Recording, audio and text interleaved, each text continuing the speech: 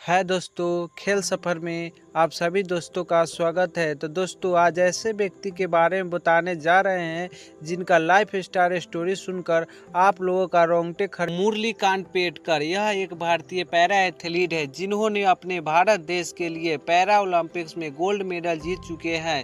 भारत के पहले para athlete के नाम से उनको जाने जाते हैं। 1972 में जनवरी में ग्रीष्मकालीन परंपरा पैरा ओलंपिक्स खेल हुए थे और उन्होंने उसमें 50 मीटर की फ्री स्टाइल तैराकी में गोल्ड मेडल जीते थे और इसी के साथ साथ उन्होंने इस प्रतियोगिता में एक विश्व रिकॉर्ड भी सेट किया।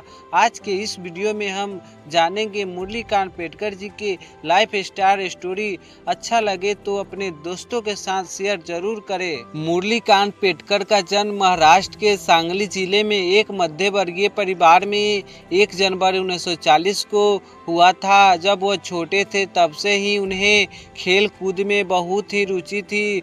वह अपने स्कूल में जब पढ़ाई कर रहे थे उसी के दौरान स्कूल में होने वाले अलग अलग प्रतियोगिता में शामिल होते थे। बचपन में मुरलीकांत भारत के लिए चैंपियन बनकर मेडल लाना चाहते थे।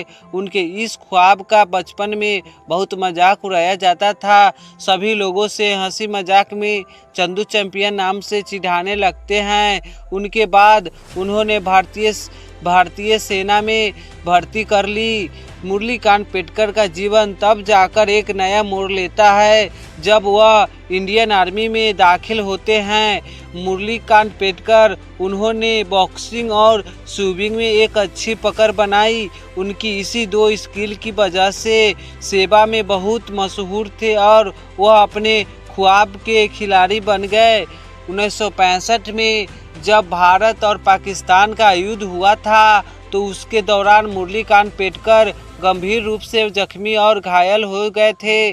उनको 9 गोली लगती है, उसमें से 1 गोली उनके शरीर में आज है, जिसके परिणाम के स्वरूप उन्हें विकलांगता का सामना करना पड़ता है। यह एक उनके जीवन की सबसे बड़ी चुनौती थी, लेकिन इसके बावजूद उन्होंने हार नहीं मानी और फिर उन्होंने अपने मानसिक और शारीरिक शक्ति को फिर से स्थापित करने का सोचा। भारत और पाकिस्तान के युद्ध के दौरान मुरलीकांत पेटकर जी घायल हुए थे।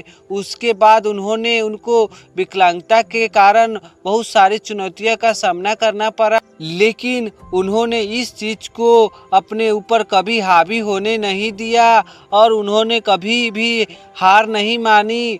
उसकी दृढ़ इच्छा शक्ति के कारण वह हमेशा सकारात्मक सोच रहते थे।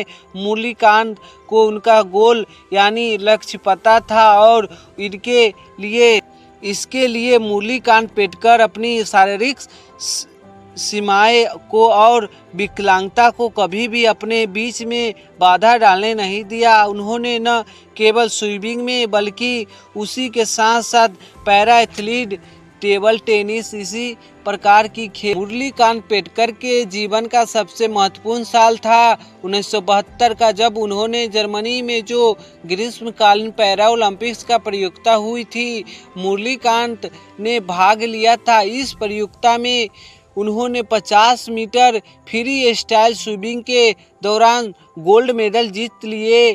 ना कि सिर्फ जीता, इसी के साथ साथ उन्होंने एक वर्ल्ड रिकॉर्ड भी बनाए। इस गोल्ड मेडल के साथ साथ वह पहले भारतीय खिलाड़ी बन गए पैरा ओलंपिक्स में गोल्ड मेडल। मुरलीकांत पेटकर जी को उनके उत्कृष्ट प्रदर्शन के लिए अलग अलग पुरस्कारों से सम्मानित किया गया था। उनको राष्ट्रीय स्तर पर और अंतर्राष्ट्रीय स्तर पर बहुत पुरस्कारों से सम्मानित किया गया था।